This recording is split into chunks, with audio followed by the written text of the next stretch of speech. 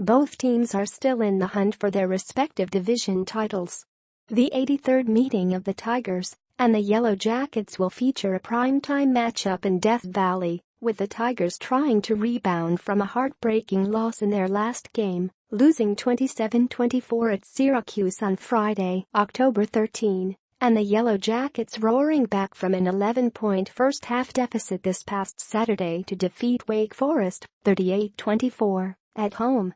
But even after a dominant second half led his Yellow Jackets to victory, head coach Paul Johnson understands that the task is significantly greater for his team going into Death Valley this week. "I was proud of the way our team played against Wake Forest Saturday, especially in the second half. I'm not sure we played particularly well in the first half," Johnson said. "I think you have to give Wake Forest credit. I think they're a good football team. They've got some good players, they're well coached, play well together. To come out and play the way we did in the second half, I was proud of that effort." Huge challenge this week.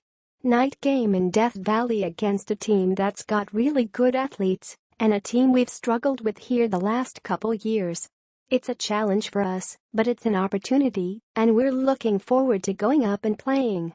Georgia Tech offense. Georgia Tech's triple option attack has been nearly unstoppable this season, ranking first in the nation in time of possession, 35.53 minutes per game, second in rushing offense, 372.8 yards per game, third in passing yards per completion, 16.89 yards per reception, and fifth in third down conversions, .511. All while scoring more than 24 points in every game this season.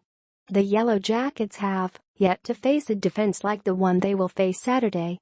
Clemson ranks 10th in total defense, 13th in rushing defense and 7th in scoring defense, but even with the Yellow Jackets facing their biggest challenge of the season this week, Johnson is not planning any drastic changes.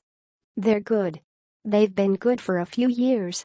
They've got a lot of guys and they roll them," Johnson said. "They're big, fast and strong.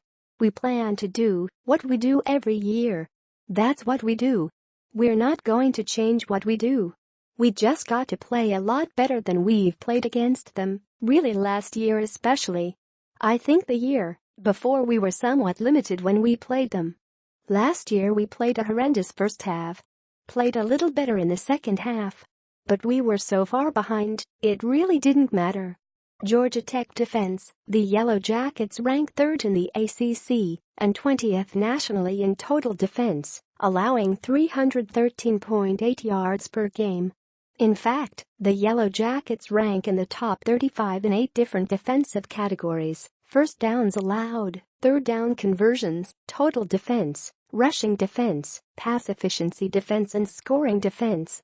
The Yellow Jackets have forced 32 three-and-outs on their 72 defensive series this season, 44.4%.